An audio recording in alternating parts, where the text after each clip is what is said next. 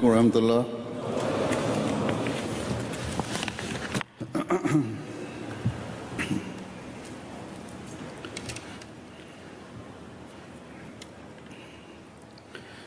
अशहदु अल्ला इलाहा इल्लल्लाह वहदहु ला शरीका लहु वअशहदु अन्ना मुहम्मदन अब्दुहु व रसूलुहु अम्मा बअदु फ़अऊज़ु बिल्लाहि मिनश शैतानिर रजीम। बिस्मिल्लाहिर रहमानिर रहीम। अल्हम्दुलिल्लाहि रब्बिल आलमीन अर्रहमानिर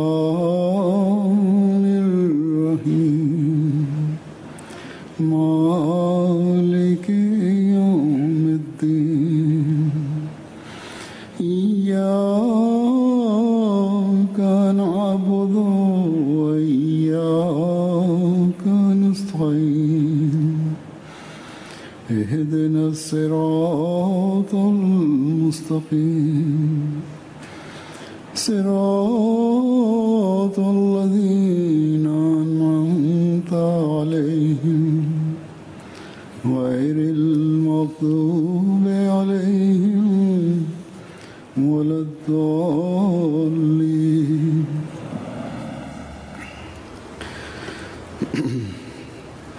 आज अल्लाह ताला के फजल से जमात اليوم بفضل الله تعالى تبدأ الجلسة السنوية لجماعتنا في بريطانيا.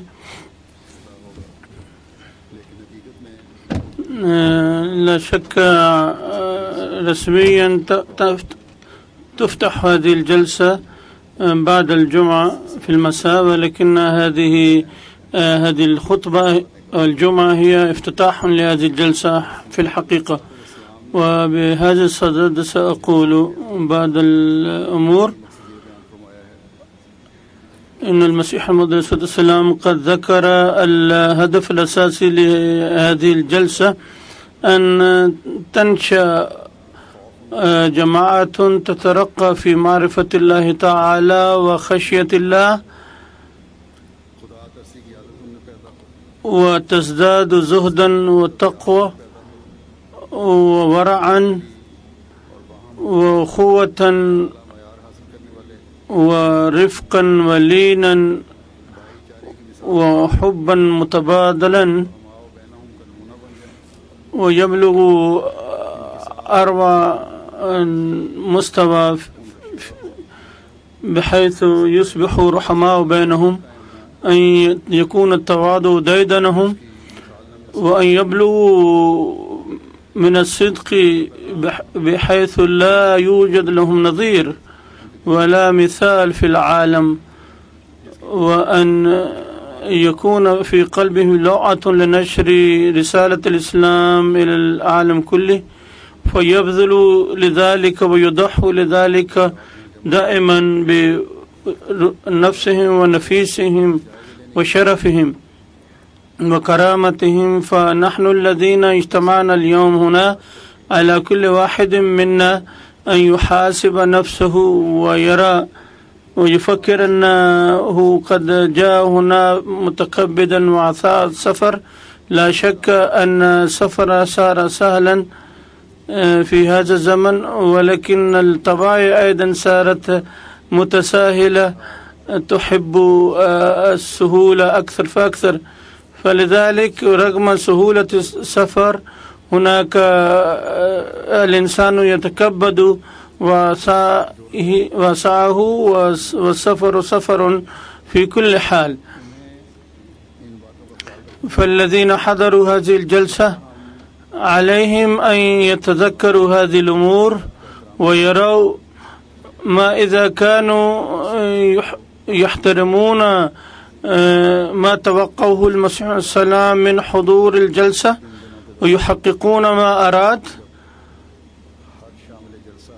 في فعاليات الجلسة ل3 أيام هذه، عندما يضع كل واحد منكم هذا الأمر في الاعتبار ويفكر في ذلك، عندئذ سوف يفكر لماذا حضر هنا، وعندها تنشأ تلك الجماعة التي أراد المسيح السلام إنشاءها، وعندئذ تحدث في النفوس تلك الثورة التي تؤدي إلى ثورة روحانية عالمية. إذا فكرنا إذا لم نفكر بهذا الأسلوب فلا فائدة من حضور هذه الجلسة أبدا. لقد قال المسيح الموعود عليه الصلاة والسلام إن هذه الجلسة ليس كمهرجان مادي دنيوي يحضر فيه الإنسان ويتجاذب مع أصدقائه أزيال الحديث ويشتري ويأكل الفلوذة ويشرب الشاي والكافي وما إلى ذلك، أو يشتري البضائع الهندية والباكستانية في السوق هنا. كلا، هذه الأشياء لا شك تباع هنا في السوق في أيام الجلسة، ولكن من يفكر في شرائها فقط فلا فائدة من حضوره هنا. وبعضهم يفكرون أن الغلال والبقالات هنا قد أيضا جاءت بكثرة، قد توجد هنا وتباع بثمن أفضل، فلذلك جاءوا. إذا كان هذا هدفهم فقد أضاعوا ثواب الجلسة. هذه الأشياء تباع في كل مكان بسعر عال ومنخفض. إن الذي يحضر في هذه الجلسة إنما يأتي لهذه المائدة الروحانية. إذا كان يأتي لمائدة مادية فيجب أن لا يأتي، يجب أن يأتي إلى ليشتري تلك المائدة التي لا توجد في أي سوق. إن هذه المائدة كنز عظيم لا يشفي غليل الإنسان الروحاني، بل إن الذين ينتفعون من هذه المائدة حقيقة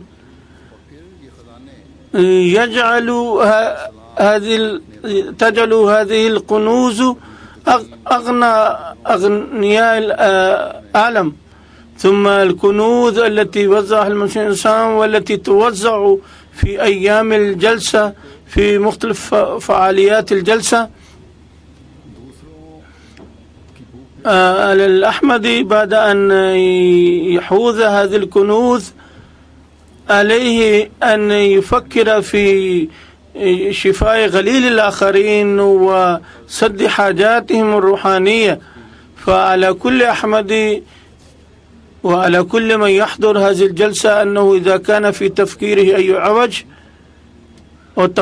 وقصور ولم يكن عنده إدراك صحيح لغاية الجلسة فعليه أن يصحح تفكيره ويجعله تابعا لما أراده المسيح عليه السلام وتوقعه، ويبذل جهده للانتفاع من هذه الجلسة حق الانتفاع. الآن أقرأ عليكم ما قاله المسيح عليه السلام عن حضور الجلسة وعن الجماعة وكيف كانت أمنياته، كيف إن لتعرفوا أي أحمد يريده المسيح عليه السلام وما هي المستويات التي يتوقعها المسيح عليه السلام من جماعته. على ضوء أقوال المسيح الموعود عليه الصلاة والسلام التي سوف ألخصها، سوف أقول ما أقول الآن. إن هذه الأقوال قد وجه المسيح عليه السلام إلى من يشتركون في الجلسة، وقد وضع أمامهم خطة عمل تصلح حياة الإنسان في الدنيا والآخرة. وضمان لحسن عاقبته في هنا وفي الآخرة. قال المسيح سام إن الله تعالى يقول إن الله مع الذين اتقوا والذين هم محسنون.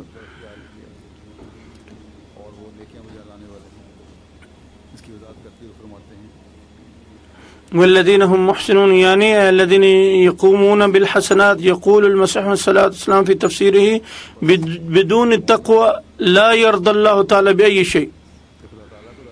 فالمؤمن إذا كان هدفه أن يرضي الله تعالى فلا مناص له من أن يتحلى بالتقوى. وما هي التقوى؟ وما هي سبل التقوى؟ وما هي الطرق التي ينال بها الإنسان التقوى؟ وما الداعي لأن يصير الإنسان سبل التقوى؟ يقول المسيح عليه السلام في توضيح ذلك إن أبناء الجماعة لا بد لهم من اتباع سبل التقوى، ذلك لأنهم قد ارتبطوا بشخص ودخلوا في بعته من ادعى أنه مأمور من الله تعالى، ولن ينتفعوا من البيعة على هذا المأمور إلا إذا توجهوا عن الدنيا بعد أن كانوا متكالبين عليها ويتخلصوا من كل السيئات. ولا يتخلص الإنسان من السيئات إلا بالسير على سبل التقوى. يضرب المسيح مثالا ويقول إذا مرض أحد وإن مرض مرضا صغيرا وكبيرا فلم يداوه نفسه، والعلاج في بعض الأحيان نفسه يكون مؤلما، ولكن عليه أن يخضع لهذا العلاج وإلا يزداد مرضا وألما ولن يعافى.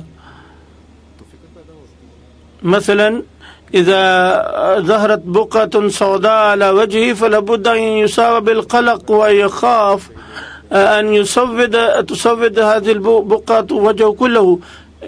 إنني أيضا أقابل بعض الناس الذين تظهر مثل هذه البقعات على وجوههم فيطلبون الدواء، فيقول المسيح الإنسان لا تستهينوا بأي سيئة لأنها سوف تبعدكم عن التقوى، وهذه السيئة البسيطة في الظاهر تصبح كبيرة من الكبائر وتسود الوجه قلب كله.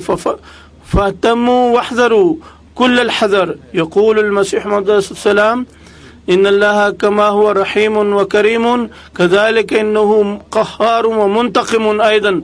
إنه يرى أن هذه الجماعة تتكلم وتثرثر كثيرا ولكنها لا تعمل بما تقول، فإن الله عندما يرى ذلك فيزداد غيظا وغضبا. فعلى كل أحمد أن يبذل جهده لإصلاح نفسه، لأن هذا إنذار كبير وجهه إلينا المسيح عليه السلام في هذه الأيام. أكثر من الدعاء. الله تعالى قد يسر لكم فرصة الدعاء. ودعوا الله تعالى أن يجعل لنا حقيقة ما يريد أن نكون.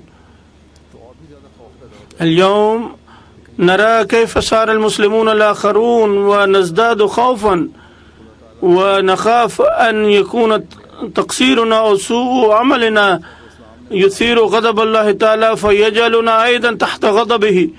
لقد ضرب المسيح عليه السلام هنا مثالا أنه الإنسان إذا بدأ يرتكب سيئات وتناقض قوله بعمله فإن الله تعالى يعاقب الذين يدعون الإيمان على أيدي الكفار. والتاريخ شاهد على ذلك بأن المسلمين هزموا وقتلوا بأيدي الكفار كما حصل في زمن كما فعل چنگیز خان وهلاكو خان حيث دمروا المسلمين تدميرا، مع أن الله تعالى قد وعد بوعد الحماية والنصرة.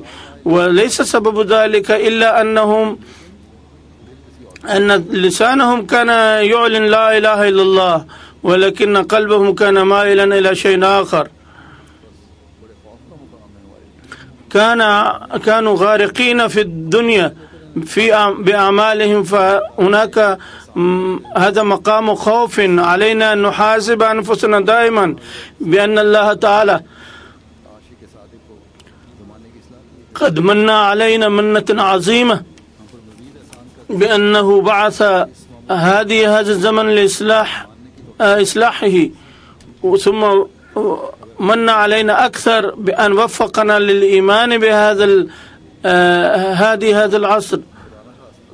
وإذا لم نتوجه إلى الله تعالى فلا قدر الله سوف نطحن في رحى النواميس الإلهية التي تجري على الذين يناقضون أقوالهم بأعمالهم. يقول المسيح السلام عليكم أن تحاسبوا أنفسكم وأن تنظروا كم تخافون الله وتتقونه، ويجب أن تروا وتفحصوا كم قولكم يطابق فعلكم. إذا كان هناك تناقض في قولكم وفعلكم فعليكم أن تأخذوا الحذر.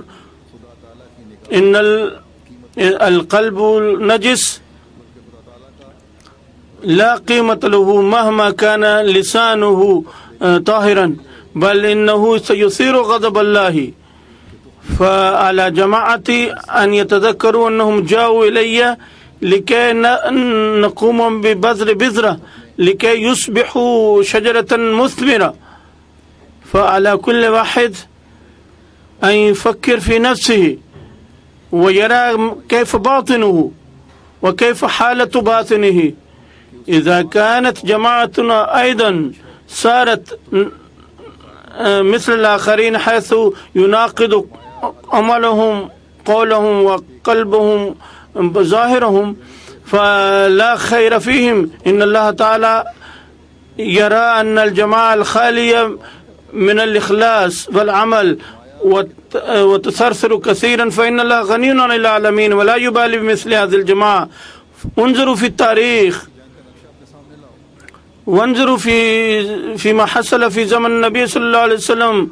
تصوروا مشهد غزوة بدر، كان الله تعالى قد نبأ الرسول صلى الله عليه وسلم بالفتح والنصر بكل شكل، ومع ذلك كان الرسول صلى الله عليه وسلم يبكي ويبتهل في دعائه، حتى قال له أبو بكر الصديق رضي الله عنه: يا رسول الله، إن الله قد وعدك بالفتح، فلماذا تبتهل وتدعو بهذه الحرارة واللوعة؟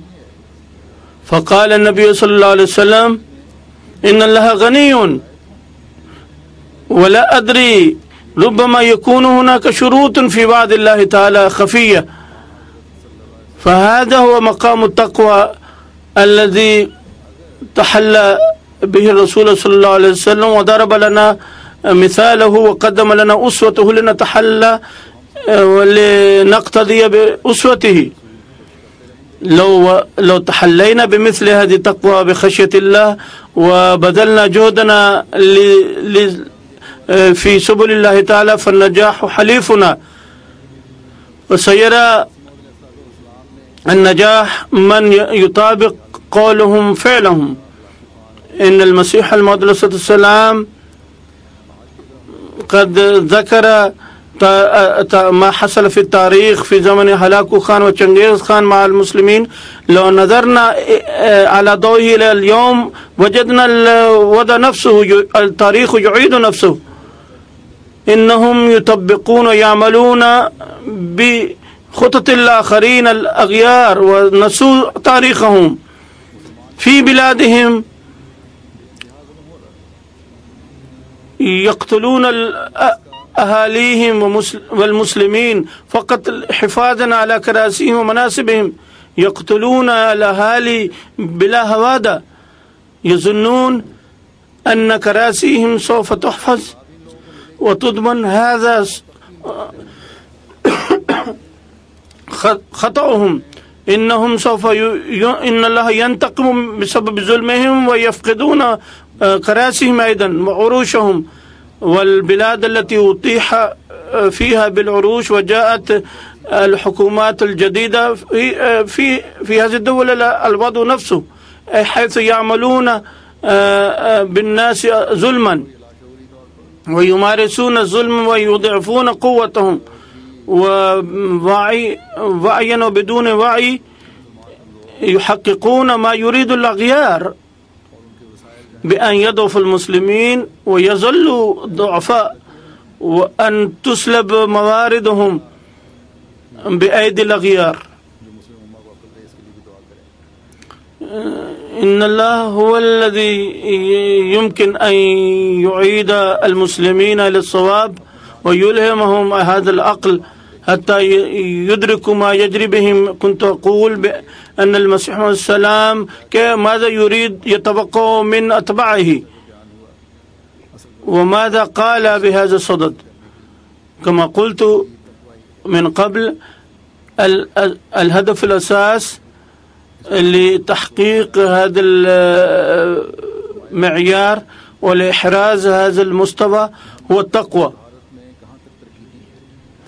وقال المسيح عليه السلام علينا أن نفحص دائما إلى أي مدى تطورنا في التقوى ومعياره القرآن، لأن الله تعالى قد ذكر من علامات المتقين أن الله تعالى يجنب المتقي من مكروهات الدنيا ويحرره منها ويتولاه في الدنيا، كما قال الله تعالى: ومن يتق الله يجعل له مخرجا ويرزقه من حيث لا يحتسب. الذي يخشى الله تعالى فإن الله تعالى يجعل له مخلصا من كل مصيبة ويهيئ له أسباب الرزق من حيث لا يفكر بها. هذه إحدى علامات المتقي. من إحدى علامات المتقي أن الله تعالى لا يلقيه في حاجات غير ضرورية ولا يضطره إلى أعذار واهية. صاحب المحل يظن أن الكذب هو الذي يزيده ربحا ولذلك لا يتورع عن الكذب ويقول أنه مضطر لذلك، ولكن هذا كذب وزور. إن الله تعالى يحفظ المتقي بنفسه ويجنب مثل هذه المواطن التي تضطره لمخالفة الحق وقول الباطل. تذكروا: من ترك الله تركه الله، ومن تركه الرحمن فلا بد أن يرتبط به الشيطان. فعلى الأحمدي أن يرفع مستوى صدقه في كل مجال وفي بكل شكل. مثلا اليوم في هذه الأيام يأتي كثير من الأحمديين من أجل اللجوء السياسي هنا، وبعضهم يقولون الكذب في بعض الأحيان، مع أنه لو قال الحق وذكر أحوال الأحمديين في باكستان لأثر في المسؤولين. وكل من عمل بنصح بأن يقول الحق وألا يدع المحامين أن ينسجوا قصصا كاذبة فعليك أن تذكر ما جرى عليك. فإذا عملوا بما قلت لهم قد نجحوا في الحصول على اللجوء. لا شك أن الأحمديين في باكستان يتعرضون إلى أشد أنواع الظلم والاعتداء، ولكن قصص هذا الظلم لو ذكرت بصدق بدون أي مبالغة أو كذب وتوكلوا على الله تعالى لحققوا ما أرادوا. إن هذا الشعب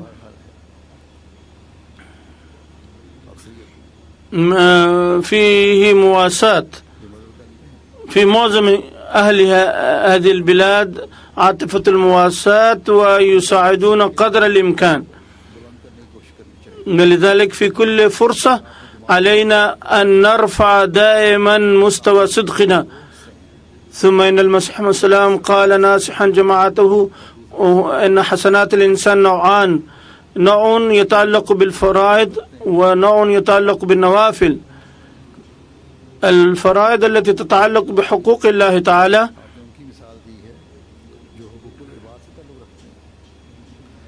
قد ضرب مثالها ثم ذكر حقوق العباد أيضا، وفي هذه الحقوق أيضا نوافل وفرائض، وذكر أن الفرائض الإنسان تجاه أخيه أن يسدد الدين، إذا اقترض يجب أن يدفع الدين أو يرد على المعروف بالمعروف. هذا واجب على مسلم أحمدين. وعلاوة على هذه الفرائض هناك نوافل أيضا، الحسنات التي هي أكثر من حق الآخر. مثلا إذا رددت على معروف الآخر أو إذا دفعت الدين فهذا واجب، ولكن النفل على ذلك هو أن تؤتي أكثر من ذلك، وهذا ما يعمل به الأنبياء دائما، وهذه سنة الرسول صلى الله عليه وسلم أمامنا أسوته. كما أن هناك ومن النفل أن يحسن الإنسان إلى غيره أكثر مما أحسن إليه. إذا أحسن إليك فيجب أن ترد عليه هذا الصنيع بمثله، هذا واجب فرض، وهذا ما أمر الله به. وقال الله تعالى: هل جزاء الإحسان إلا الإحسان؟ ولكن عليك أن تتقدم أكثر وتقوم بالنفل، وهو أن تزيده إحسانا، ترد على معروفه أكثر مما فعل.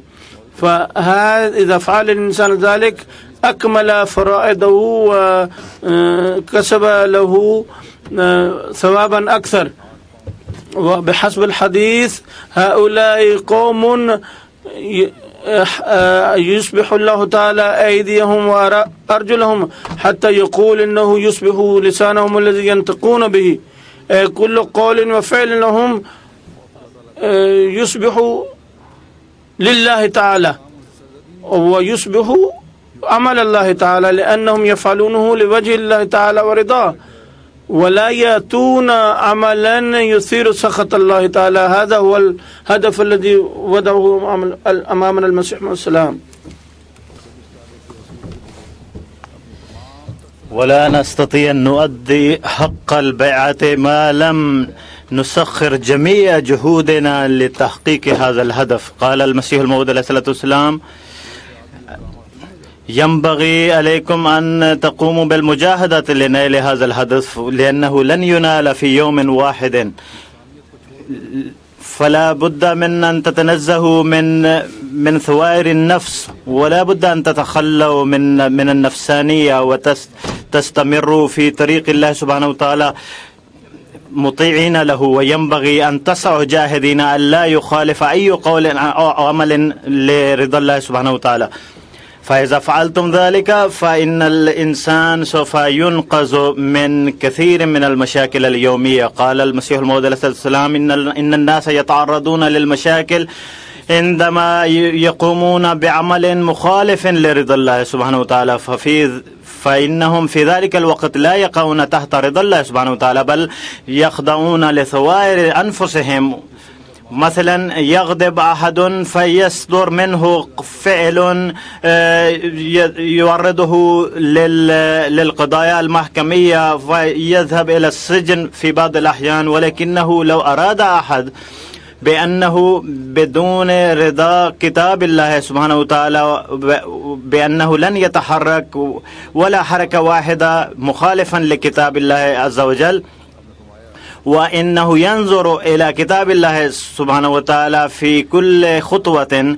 فمثلا يقول الكتاب الله سبحانه وتعالى بأن يجب أن تنقذوا أنفسكم من كل عمل يثير الفساد.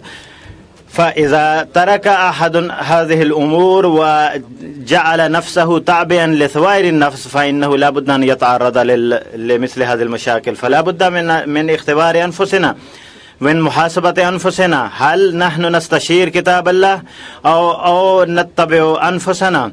فإذا كان نفسنا تمنع من اتباع كتاب الله عز وجل، فلا بد أن نفكر ونقلق على هذه الحالة. ففي هذه الأيام التي هي أيام الجلسة ينبغي من الإكثار على صلاة النبي صلى الله عليه وسلم والاستغفار حتى نميل إلى إصلاح أنفسنا، وحتى نجعل أمانينا ومشاعرنا تابعة لأحكام الله سبحانه وتعالى وأوامره. وينبغي أن نكثر من الدعوات حتى نحقق عهد البيعة التي قطعناها مع المسيح الموعود عليه الصلاة والسلام. قال المسيح الموعود عليه الصلاة والسلام قال لنيل المستويات العليا لا أستطيع أن أذكر كلها، ولكنني أذكر أمرا هاما منها، وإذا تشبثنا به وعملنا به فإنه سيسهل لنا نيل رضا الله سبحانه وتعالى بسرعة كبيرة. يقول سيدنا المسيح الموعود عليه السلام: ينبغي أن تستيقظوا ليلا وادعوا كثيرا لكي ينير الله سبحانه وتعالى دروبكم ويهديكم.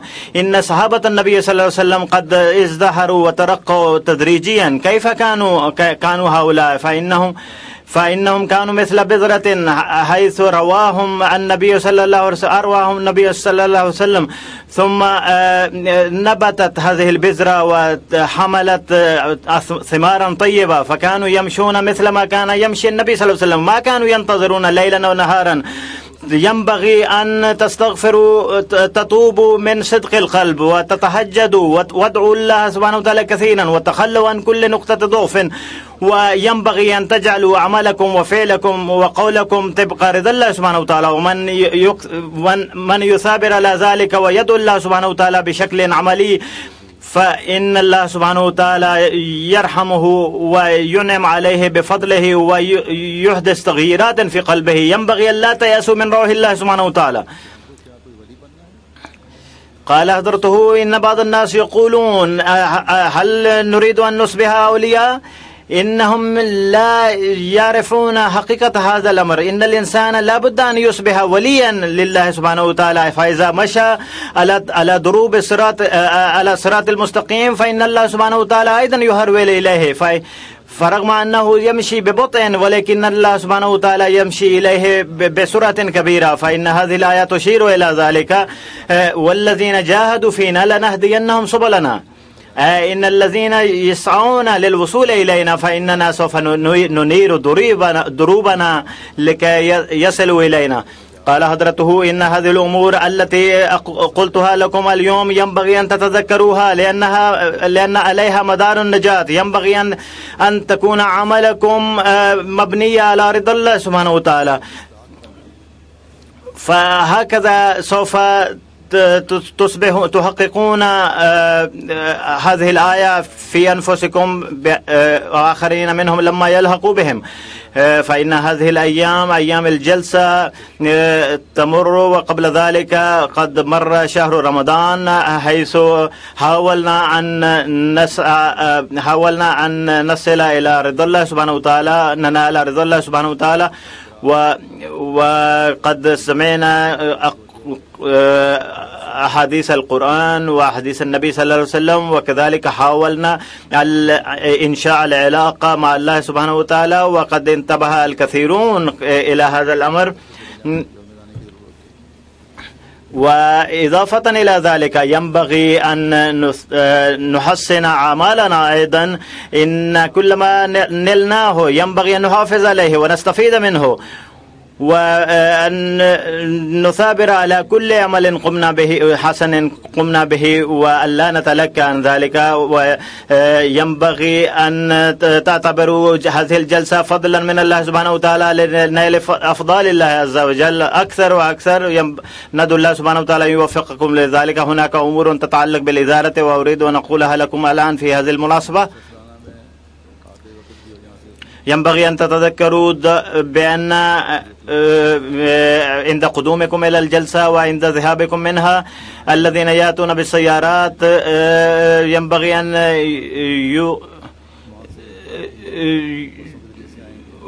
لأن المرآب مكان إيقاف السيارات كبير بعيدة من هذا المكان، وبعضهم قد أتوا بالباصات وسوف يذهبون بالباصات أيضا. فعند المجيء وعند الذهاب ينبغي أن لا يكون هناك ازدحام. هناك نظام ينبغي أن تتبعوه وتدخلوا مكان الجلسة، وعندما تدخلون إلى الجلسة حيث من المدخل الرئيس، وهناك أيضا ينبغي أن تدخلوا من الطوابير من خلال الطوابير، ولأنكم إذا قطعتم الطوابير فإن ذلك يفسد النظام، وهكذا تتولد الشكاوى في القلوب، وكذلك يستغرق هذا الأمر وقتا طويلا.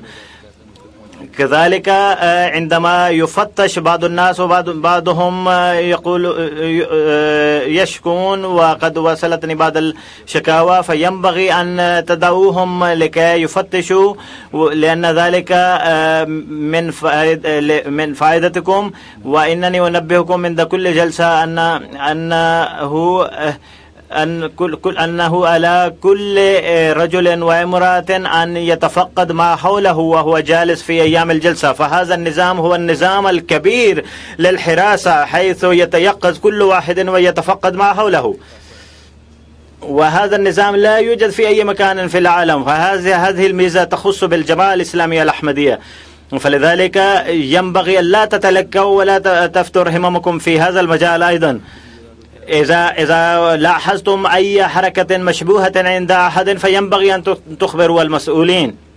فإذا وجدتم أي شيء أو حقيبة في أي مكان ما فينبغي أن تخبروا المسؤولين. وهناك أمر آخر بما أن تواريخ الجلسة مختلفة، فإن الذين يسكنون في الخيم يقيمون في الخيم في هذه الأيام في الليل ربما يشعرون بالبرد الكثير. لذلك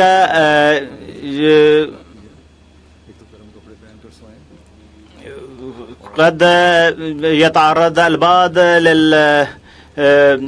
للمرض، فينبغي أن يتدفئوا من خلال لبس الثياب الزائدة، وكذلك أن يأخذوا بعض الألهفة. وهذه وإنني قد نبهت المسؤولين والمتطوعين ما هي واجباتهم، وينبغي أن يعدوا واجب الضيافة، وكل قسم يجب أن يخدم الضيوف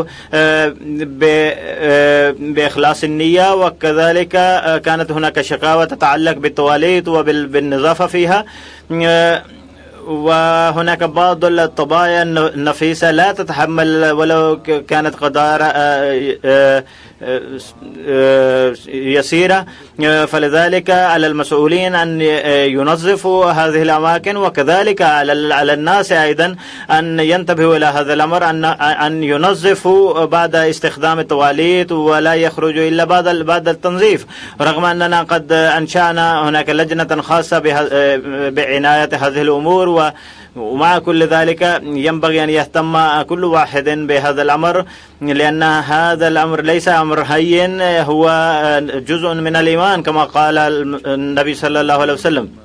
إن المؤمن ينبغي أن يرفع مستويات إيمانه من جميع النواحي.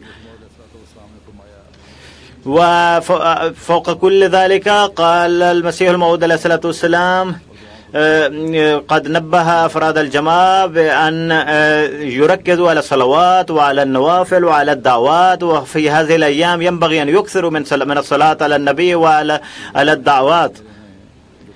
وهناك تهجد جماعي هنا فينبغي أن يشترك فيه الجميع، وكذلك الذين يقيمون في البيوت ينبغي أن يهتموا بهذا الأمر وهم في بيوتهم أو يسكنون في بيوت أقاربهم، حتى يرينا الله سبحانه وتعالى مظاهر رقي الإسلام بسرعة. ينبغي أن تتذكروا الأحمديين في باكستان بشكل خاص لأن لهم يتعرضون لمظالم كبيرة. البارحة أيضا قد استشهد واحد وأطلق الرصاص على أحد آخر ولكنه نجا.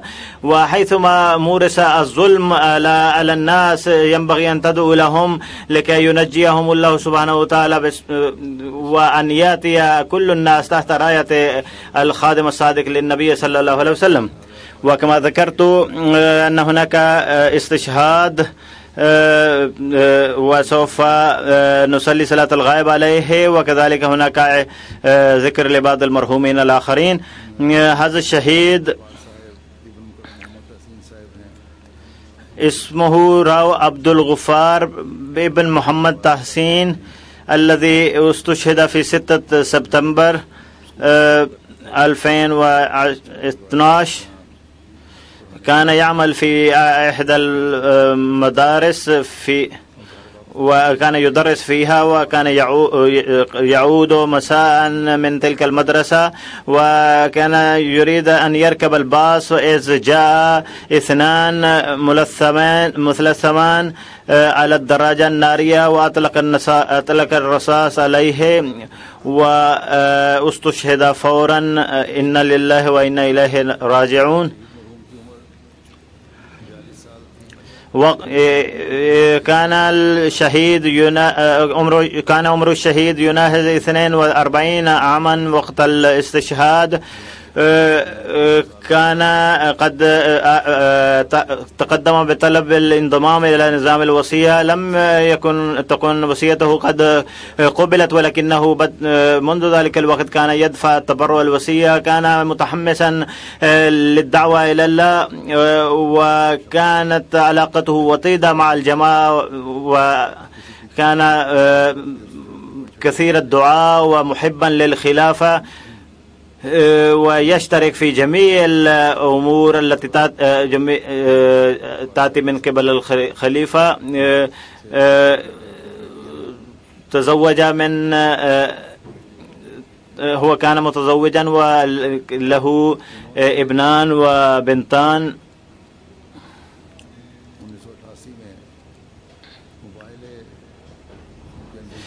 في 1988 قد بايع نتيجة المباحلة عاقبة ذو الحق كانت أمه قد بايعت قبله وبعد ذلك انتشرت الأحمدية من خلالهما في أسرته.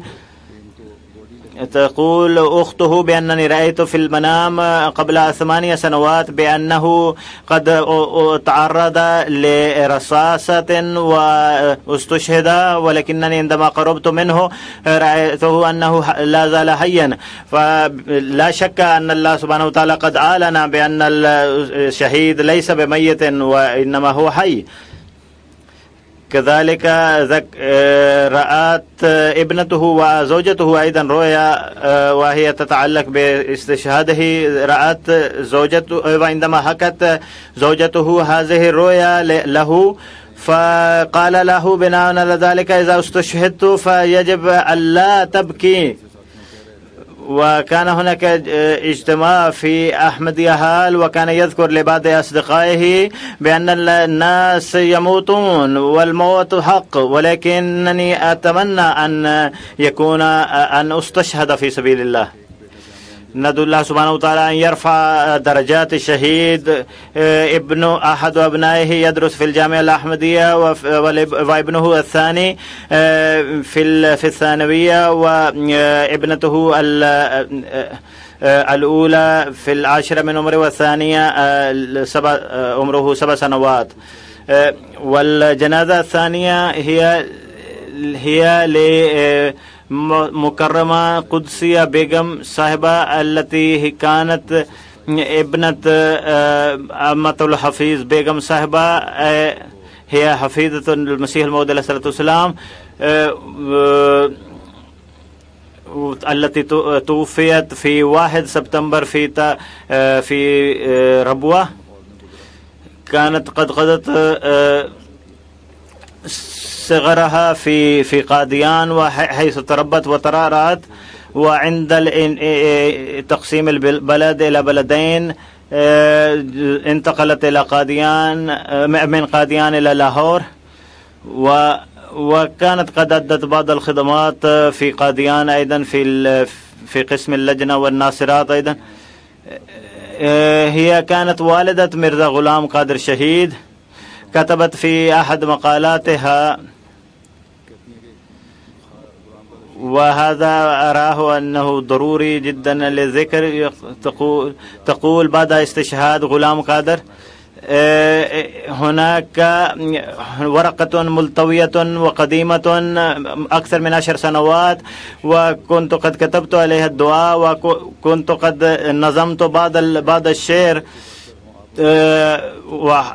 وهي معناه ينبغي أن يكون هؤلاء الأولاد مثل النجوم تتلالى في السماء الروحانية. تقول بأن هذه الأبيات ربما ليست على ما يرام، ولكنها مليئة بالمشاعر التي تعج في القلب.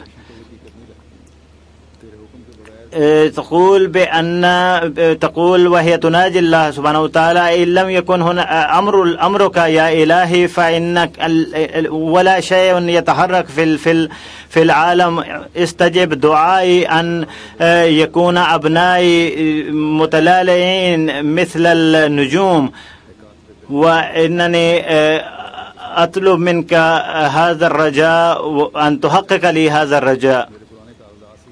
ثم تقول: بعد تضحية قادر قد رأيت هذا الدعاء من الأوراق القديمة، فقد استجاب الله سبحانه وتعالى هذا الدعاء. وقبل ذلك وعندما قرأت هذه الورقة تحركت قلبي بأنني قد طلبت استشهاد لأولادي، وكنت أدعو الله سبحانه وتعالى أن يحفظه الله سبحانه وتعالى، ولكنني لم أكن أرى بأن دعائي كان قد تحقق، وقد قرر أنه سيستشهد، وبعد أيام قليلة قد استشهد. وإنها قد أبدت صبرا جميلا عند استشهاد ابنها، إنني شاهد على ذلك. وعندما ذهبت لتقديم التعزية فإنها ابتسمت لي وذكرت محاسن غلام قادر الشهيد. كانت على مراسلة معي الرسالة الأخيرة التي كتبتها لي، كتبت فيها بأن طلبت الدعاء بأن يعطينا الله سبحانه وتعالى التقوى، وأن نرث أدعية المسيح الموعود عليه الصلاة والسلام، أن نحقق كوننا من نسل المسيح الموعود عليه السلام. ندعو الله سبحانه وتعالى أن تتحقق دعواتها لأهلها ولعائلة المسيح الموعود عليه الصلاة والسلام أيضا.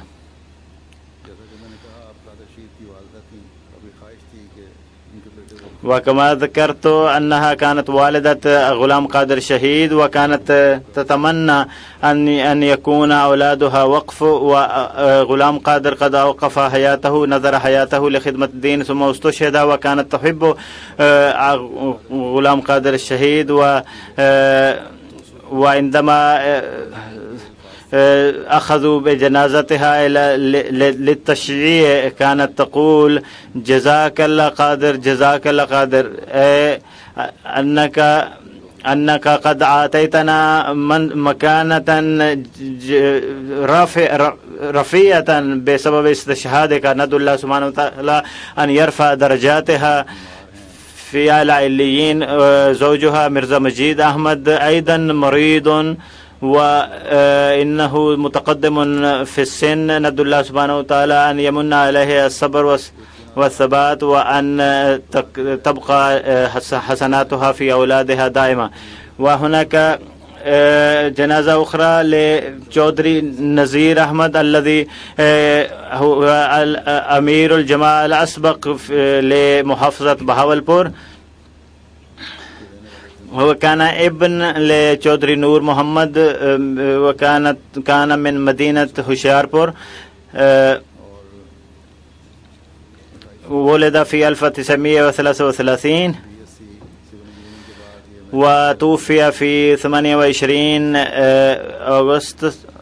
كان موظفا في قسم الأنهار وظل قائد خدام الأحمدية في محافظة رحيم يار خان، ثم ظل يخدم الجماعة أميرا لجماعة الأحمدية في محافظة بهاولبور. في 2004 جاء إلى ربوة، انتقل إلى ربوة.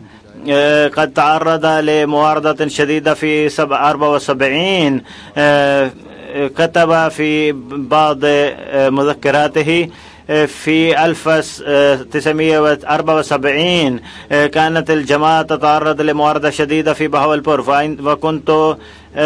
كنت عند ذلك أحافظ محطة البنزين لأخي لأنه كان مريضا، وكان المشايخ قد أثاروا ضجة ولم يكونوا يدعون أحدا يأتي إلى محطة البنزين لكي يشتري منا البنزين. وعندما جاء أحد الأحمديين لأخذ البنزين في هذه المحطة فإنهم قد أحرقوا دراجته النارية أيضا، وتعرض لتحمل هذه المشاق والتكاليف كلها في تلك المعارضة في تلك الأيام العصيبة. تقول زوجته بأنه إلى آخر حياته ظل يخدم الجماعة، لأنه في آخر عمره قد عين قاضيا في دار القضاء، فكتب القرار الأخير وآتاني وقال بأن لا يقرأه أحد ويوصله إلى دار القضاء. كان لا يستطيع التكلم في آخر عمره، فقلت له اكتب لأمير المؤمنين بأنك لا تستطيع أن تعمل الآن، فقال ما دام هو عينني فإنني سأظل عمل إلى آخر نفس في حياتي. ندعو الله سبحانه وتعالى أن يرفع درجاته ويزيد أولادهم أيضا في الحسنات، أولاده أيضا في الحسنات. والجنازة الأخيرة هي للفراس محمود الذي كان من يقيم في ضاحية دمشق، واستشهد خلال هذه الفساد أعمال الفساد الجارية في سوريا. لم تكن قد جثته قد عثر عليها، قد علم عن جثتها في 30 أغسطس، وذهب أهلها لكي يقبروه هناك، ولكنهم لم يستطيعوا بسبب الأوضاع وبسبب الأراضي الصلبة هناك، فإن الساكنين في تلك المنطقة قد دفنوه. قد بايع قبل 8 أشهر وكان عمره يناهز 35 عاما. كان قد حقق وعد البيعة بكل جهد، وندعو الله سبحانه وتعالى أن يرفع درجاته. وسوف أصلي عليهم صلاة الغائب بعد صلاة الجمعة إن شاء الله.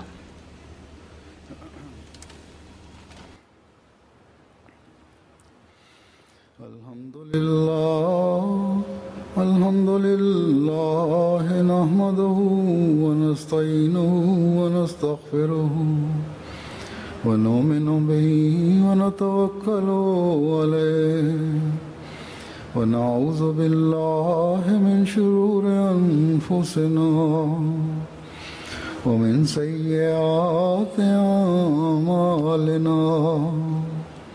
من يهده الله فلا مضل له ومن يضلل فلا هادي له، ونشهد أن لا إله إلا الله ونشهد أن محمدا عبده ورسوله.